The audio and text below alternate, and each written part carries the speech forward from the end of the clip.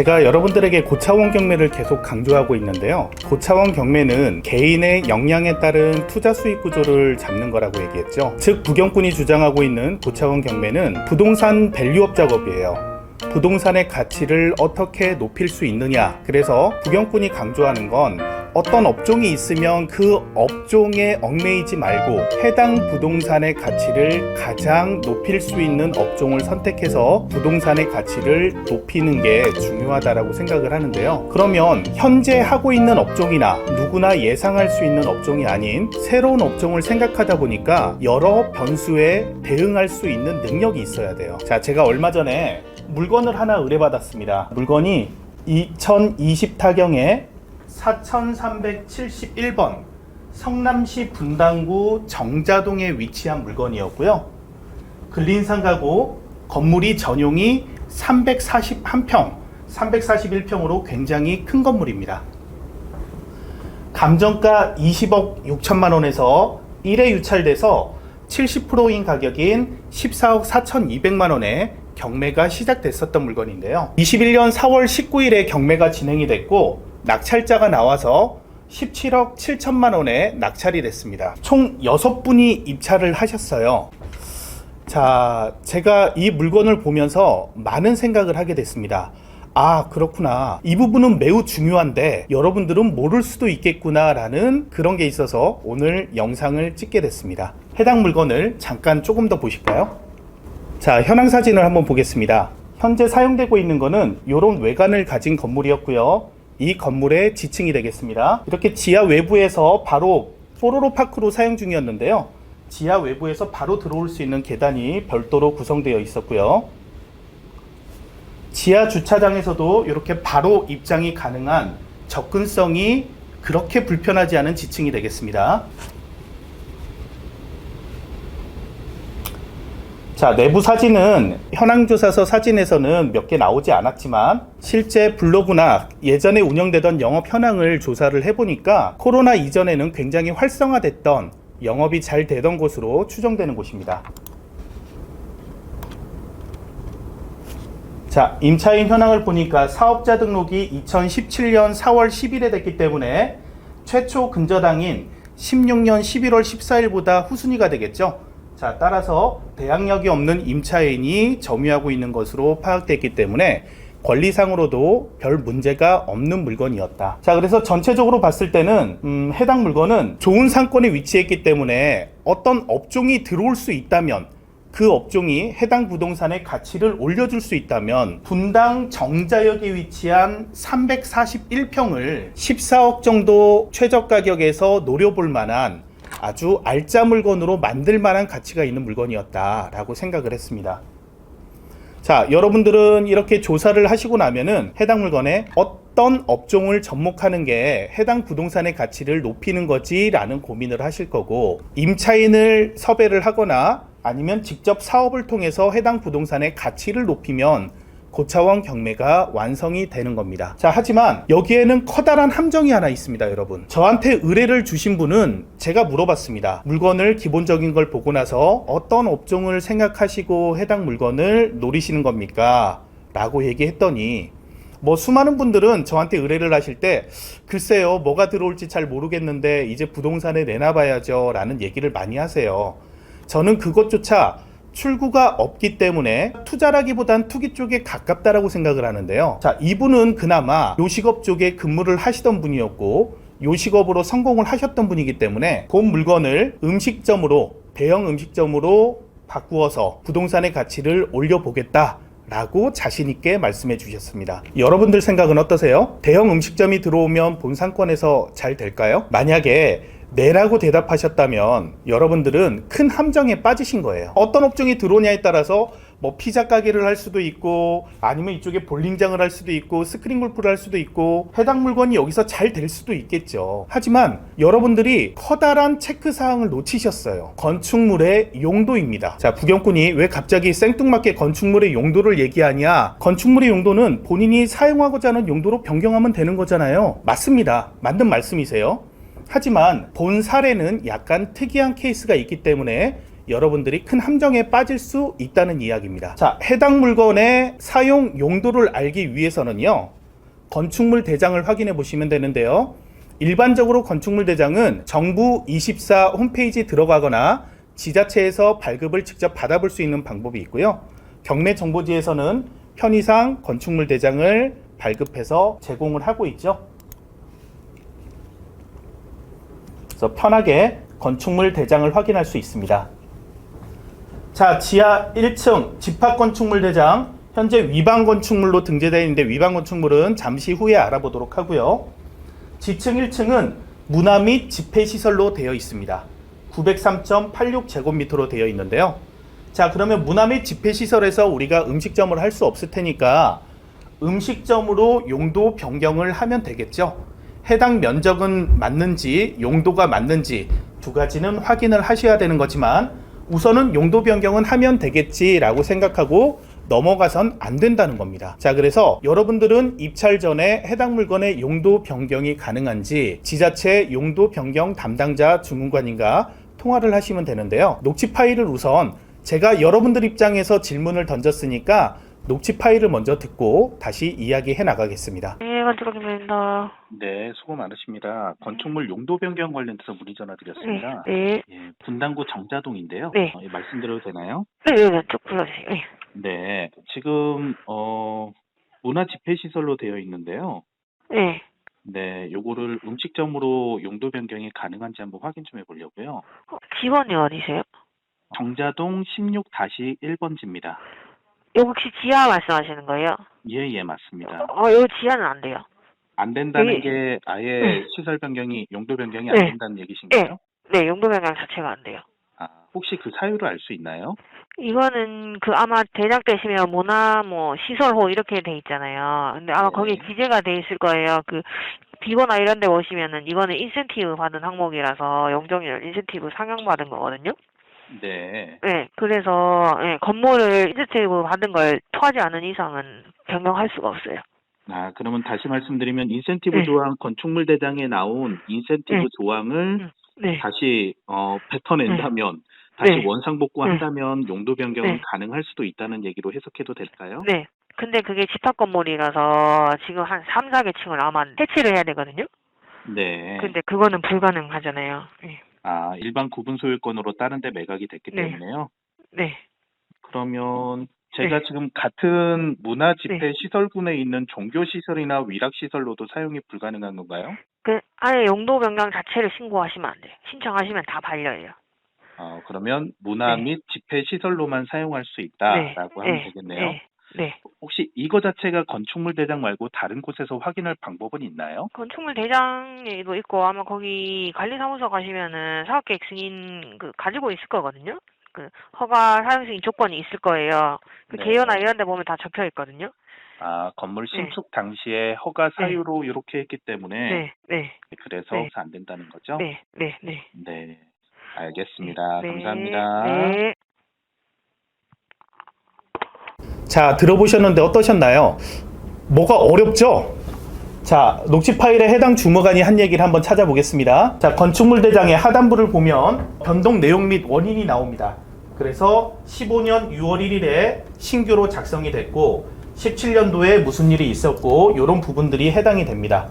자, 다른 부분으로 넘어가서 보니까 위반 건축물 등재, 아까 위반 건축물이 있었죠? 위반 건축물은 지하 1층이 무단으로 증축돼서 복층으로 사용되고 있다. 키즈 카페를 하면서 한 개 층으로 되어 있는 걸 층을 나눠서 복층식 구조로 쓴 거예요. 그래서 애들 놀 수 있는 그런 공간을 마련했는데 이게 단속이 당한 겁니다. 그래서 복층으로 되어 있어서 위반 건축물로 등재가 되어 있다. 자, 이런 부분은 중요하겠죠? 위반 건축물이기 때문에 대출에도 제약을 받을 수 있고 향후 본 물건을 활용하는데도 제약이 있을 수 있다. 강제이행 부담금도 낼 수가 있다. 라는 걸 알고 입찰하셔야겠죠. 이거는 극복하면 되는 거니까 큰 문제는 되지 않습니다. 자, 근데 그 밖에 기재사항을 보니까 기준 용적률 이런 말이 있습니다. 기준 용적률이 지구 단위 계획 용적률로 460%다 라는 말이 있고요. 2번 항에 대해서 볼까요? 2번 항에 문화 관련 시설 및 업무 시설 설치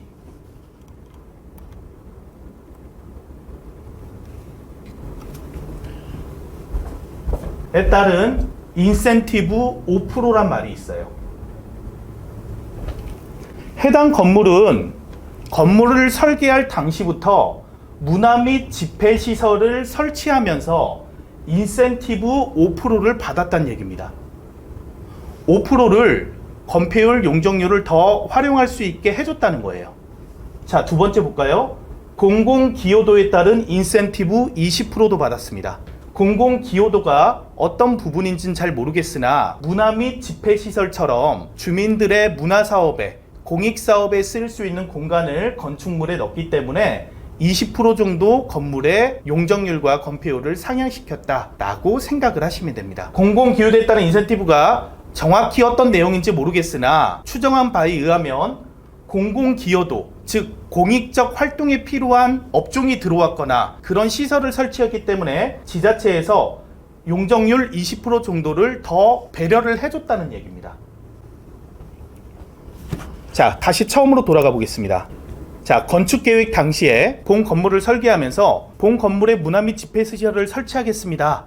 설치하는 대신에 저에게 용적률에 배려를 해주세요 라고 건축 허가가 그런 조건부로 난 건물이라는 거죠. 그래서 용적률을 많이 배려를 받았는데 이제 경매로 소유권이 바뀌면서 소유권을 획득한 사람이 저는 문화 및 집회시설 하기 싫고요, 음식점을 하겠습니다 라고 한다 그래서 그거를 허가해 줄 수 없다는 게 지자체의 입장이라는 겁니다. 이해되셨죠? 자, 보면서 여러분들 어렵게 생각하실 필요가 없습니다.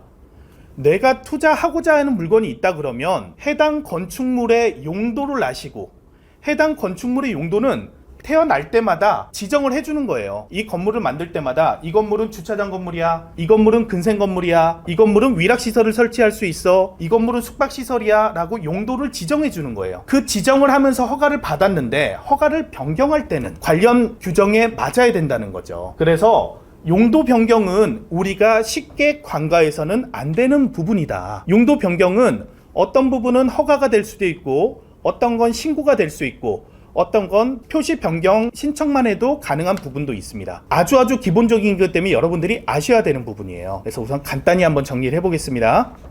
자, 저희가 건축물의 용도 변경의 기준이 당연히 필요하겠죠. 자, 그 기준의 원칙을 알아보려면 건축법 시행령을 보시면 됩니다. 건축법 시행령 제14조를 보면요, 용도 변경이 있는데요.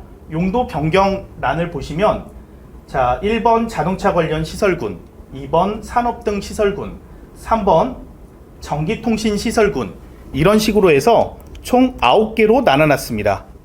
이렇게 쭉 가서 8번 주거업무 시설군, 9번 그 밖의 시설군까지 9개의 시설군으로 나눠놨고요. 자, 9개 시설군에 따라서 용도 변경이 허가가 되고 신고가 되기도 합니다. 자, 오래되게 법령을 보면 눈에 잘 안 들어오니까 정리된 표를 한번 보시겠습니다. 자, 조금 전에 보셨다시피 우리나라의 모든 업종을 1번부터 9번까지 건축법 시행령에서 분류를 해놨습니다. 이렇게 대분류를 해놨고요. 그 다음 중분류로 이 시설군에 해당하는 각종 시설들, 업종들을 나열을 해놨습니다. 자, 그래서 1번부터 9번까지 중에 어렵게 여러분들이 외우실 필요는 없고 그냥 이렇게 시설군으로 분류가 되어 있구나 라고 아시면 되고요. 저희가 주로 해당되는 거는 7번과 8번이 되겠죠. 자, 8번 주거업무 시설군은 단독주택, 공동주택, 업무시설, 교정 및 군사시설이 있어요. 자, 그래서 주택은 8번 주거업무 시설군에 들어가게 되겠고요. 자, 단독, 공동, 업무는 뭐가 될까요? 오피스텔 같은 경우가 되겠죠. 그쵸? 오피스텔 같은 경우가 8번의 주거 업무에 들어가게 되고요. 자, 그리고 많이 겪는 게 우리가 상가 그러면 일반적으로 생각하는 건 7번 근린생활 시설군이 되겠습니다. 자, 근린생활 시설은 1종 근린생활 시설과 2종으로 나뉘게 되는데요. 자, 1종 같은 경우에는 일반적으로 우리의 주변에서 보는 그런 업종들이 될 거고요. 2종은 좀 놀고 먹는 데 필요한다? 생각하시면 될 것 같아요. 마시고 즐기는 데 필요한 그런 업종들, 뭐 노래방이라든지 뭐 이런 업종들이 2종 근린생활이 되겠습니다. 자, 그러면 1종과 2종은 같은 시설군에 들어가는 거고요. 시설군이 1번으로 가면 갈수록 어려운 시설군이에요. 그래서 9번에서 1번으로 갈 때는 허가를 받아야 되는 거예요. 지자체의 허가를 받아야 됩니다. 예를 들어서 주택을 근생으로 바꾸고 싶으면 허가를 받아야 된다는 얘기예요. 이해가 되시죠?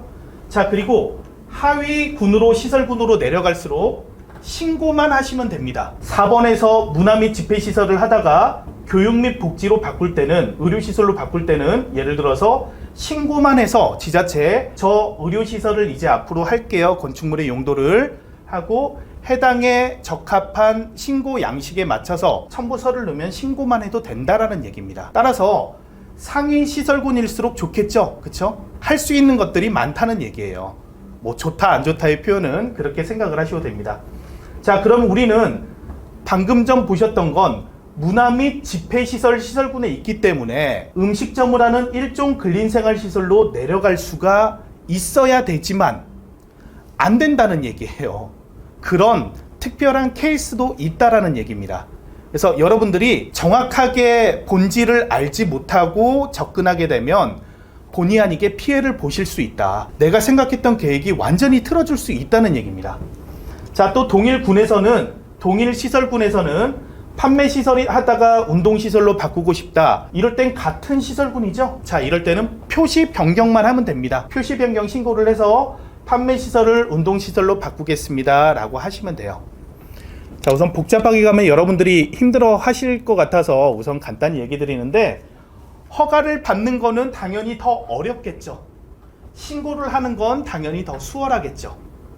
하지만 내가 하는 업종이 무조건 이 시설군에 든다고 허가 받으면 되겠지, 신고가 되면 되겠지 라고 생각하면 안 된다는 얘기입니다. 특히나 허가를 받을 때는 상위군으로 올라갈 때는 극복하기 어려운 부분도 많이 있어요. 주차장, 소방 같은 경우가 대표적인 상황이 될 겁니다. 주차장법이나 소방법은 현행법을 적용받기 때문에 예전에 오래되면 오래된 건물일수록 현재 현행법에 맞춰서 주차장을 확보하고 그리고 소방시설을 완비하기가 쉽지가 않더라라는 이야기입니다. 자, 그리고 두 번째, 여러분들이 주로 만나시는 상가들은 내 단독 건물이 아니죠. 대부분 집합 건물에 있는 구분 상가를 가지고 계시죠. 다시 얘기해서 여러분들 전용으로 사용할 수 있는 부분이죠. 여러분들 소유권으로 되어 있는 전유 부분에 대해서는 다른 구분 소유자의 동의가 없더라도 현행법에 맞다면 용도 변경이 가능합니다. 다른 구분 소유자들의 동의가 필요가 없어요. 자, 그런데 그 전유 부분의 용도 변경에 공용 부분의 용도 변경까지 포함이 되어야 된다. 예를 들어서 조금 전에 얘기한 것처럼 주차장을 더 확보해야 된다거나 아니면 화장실을 좀 변형해서 장애인 시설을 더 해야 된다든가 라는 부분이 허가사항에 들어가게 된다면 여러분들 구분 소유자 개인의 요청만으로는 허가가 이루어지지 않는다는 겁니다. 본 집합 건물을 구성하고 있는 구분 소유자 4분의 3 이상의 동의가 있어야지만 용도 변경이 가능합니다. 자, 그래서 여러분들이 용도 변경을 너무 편하게 생각해서는 안 돼요. 특히나 내가 입찰할 물건이라면은 내가 내 판단하에서 용도 변경해서 사용하면 되지 라고 생각하시면 안 된다는 얘기입니다. 이해가 되시죠?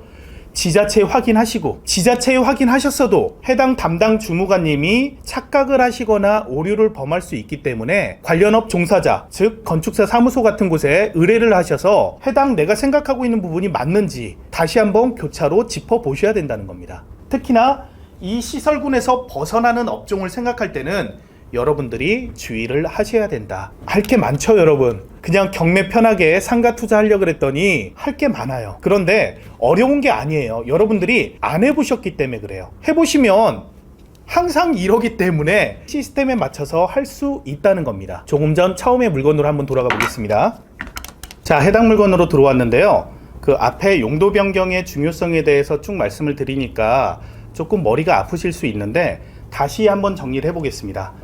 해당 물건 같은 물건을 접하셨을 때는요, 권리 분석 중요하고 상권이 어떤지도 중요하지만 저희가 생각하는 본 부동산의 가치를 높일 수 있는 업종으로 용도 변경이 가능한지, 용도 변경 가능 여부를 꼭 짚어보셔야 된다는 겁니다. 아까 보셨던 시설군에 대해서만 가능한지 보셔서 되는 건 아니고요. 저희가 10개 개별법이 있죠. 자, 특히 여러분들 10개 개별법 중에 가장 여러분들이 알기 편한 거는 뭐 상대 보호구역이나 절대 보호구역, 이렇게 학교하고 관련된 개별법들도 있죠. 그런 건 교육청에 허가를 받아야 되는 사항들이기 때문에 이런 것들 다 짚어보시고 내가 생각하고 있는 용도로 활용이 가능한 건물인지 꼭 확인을 해보셔야 된다는 이야기입니다. 어렵게 생각하실 필요는 없습니다, 여러분. 투자는 계속 반복돼요. 부동산은 계속 반복되기 때문에 여러분들이 접근을 어떻게 하느냐에 따라서 여러분들의 가치가 많이 열리게 될 거예요. 자, 본 부동산은 6명이나 입찰을 하셨는데 문화 및 집회 시설로만 사용할 수 있는 물건이에요. 그런데 조금 걱정은 돼요. 과연 이 6분이 문화 및 집회 시설이라는 제한된 업종에 활용을 하려고 과연 입찰을 하신 게 맞았을까라는 생각은 듭니다. 뭐 예식장 쓸 수 있을 거고요. 키즈 카페 쓸 수 있을 거고, 그리고 공연장, 뭐 경마 관련된 막권 판매 뭐 이런 것도 다 가능한데요. 우리 일상생활하고는 조금 괴리감이 있죠. 그래서 지자체에서도 공익적인 목적이 있다라고 보기 때문에 인센티브를 주는 거예요. 자, 과연 그 공익적인 업종을 이용하면서 수익을 내면서 부동산의 가치를 상승시킬 수 있을까는 영원한 숙제가 되겠죠. 제가 이야기하는 거는요, 이용하는 것보다 향후 매각 시에입니다. 향후 매각 시에 본 부동산을 매입하고자 하는 분들의 시장이 한정돼 있다는 거예요. 그래서 저는 본 물건을 포기하라고 말씀드렸었는데요. 6분이나 입찰하셨다? 좀 솔직히 의외였습니다. 과연 6분이 알고 입찰하셨을까라는 생각이 들기는 하고요. 뭐 상권이 좋고 부동산이 좋은 물건이기 때문에 더 고차원 경매를 하시는 분은 충분한 가치를 만들어 내실 수 있을 거라고는 생각을 합니다. 아직 부경부는 그 정도 영향이 안 되기 때문에 그 정도 영향이 되도록 저는 또 나중에 본 물건이 어떻게 활용되고 있는지 가서 보고 배우게 되겠죠. 아, 낙찰자분은 문화 및 집회시설로 되어 있지만 이런 식으로 활용을 하셨구나. 아니면 좀 심하게 인센티브 받은 거를 아까 공무원 주무관님이 요청했듯이 다른 구분 소유자들의 동의를 받아서 다 원상복구하고 인센티브 조항을 없애고, 불가능하겠죠? 예, 이런 식으로 하신다면은 그분은 정말로 고차원 경매를 하는 게 되겠죠. 자, 그런 부분에서 여러분들이 투자의 다양성과 상가는 특히나 용도 변경이 이렇게 중요하구나, 이런 부분들을 아셨으면 하는 시간이 되셨으면 좋겠습니다. 자, 이상으로 영상 마치도록 하겠습니다. 감사합니다.